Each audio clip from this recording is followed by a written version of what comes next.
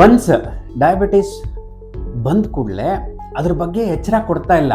HbA1c 15 ಇರುತ್ತೆ, sugar 500 ಇರುತ್ತೆ, ಅವಾಗ ತಲೆ ಸುತ್ತು ಬೀಳ್ತಾ ಇದ್ದಾರೆ, ಆಗ ಕರ್ಕೊಂಡ್ ಬಂದಿರ್ತಾರೆ ಹಾಸ್ಪಿಟ್ಲಿಗೆ. ಅಲ್ಲಿ ತನಕ ಡಯಾಬಿಟಿಸ್ ಇದೆ, ಟ್ರೀಟ್ಮೆಂಟ್ ತಗೊಳ್ಳಿ, ವಾಕಿಂಗ್ ಮಾಡಿ, ಎಕ್ಸಸೈಸ್ ಮಾಡಿ. ಸರ್ ನನ್ನ ಶುಗರ್ ನಾರ್ಮಲ್ ಇದೆ, ಡಾಕ್ಟರ್ ಮಾತ್ರೆ ಬೇಡ ಅಂತ ಹೇಳಿದ್ದಾರೆ, ಮಾತ್ರೆ ನಿಲ್ಸೇ ಬಿಟ್ಟಿರ್ತಾರೆ. ಶುಗರ್ ಬಗ್ಗೆ ಕಾಳಜಿ ಇಲ್ಲ, ನಮ್ಮ ಆರೋಗ್ಯದ ಬಗ್ಗೆ ಕಾಳಜಿ ಇಲ್ಲ. ಹಾಗಾಗಿ we are ending up in problems. Diabetic food related problems are the number 1 in diabetic issues.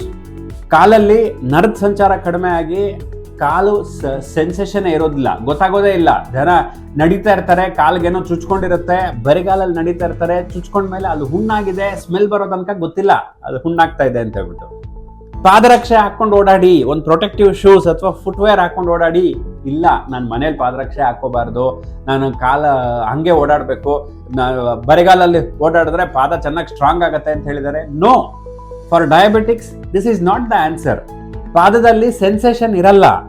ನೀವು ಯಾವತ್ತೂ ನಿಮ್ಮ ಪಾದರಕ್ಷೆಯಿಂದ ಹಾಕೊಂಡು ಜೋಪಾನವಾಗಿ ಕಾಪಾಡ್ತಿರೋ ಅವಾಗ ಪಾದದಲ್ಲಿ ಆಗ್ತಾ ಇರುವಂತ ಸಮಸ್ಯೆಗಳು ಕಡಿಮೆ ಆಗ್ತಾ ಬರುತ್ತೆ.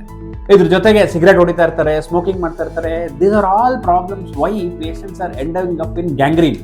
ಗ್ಯಾಂಗ್ರೀನ್ ಆಗಬಾರ್ದು ನನಗೆ, ಶುಗರ್ ಚೆನ್ನಾಗಿ ಕಂಟ್ರೋಲ್ ಮಾಡಿ, ಚೆನ್ನಾಗಿ ವಾಕಿಂಗ್ ಮಾಡಿ, ಹೆಲ್ದಿ ಡಯಟ್ ತಗೊಳ್ಳಿ, ಸಿಗರೇಟ್ ಸ್ಮೋಕಿಂಗ್ ಬಿಡಿ, ಪಾದಗಳಿಗೆ ಒಳ್ಳೆ ಚಪ್ಪಲ್ ಹಾಕೊಂಡು ಓಡಾಡಿ. You will not be affected by gangrene.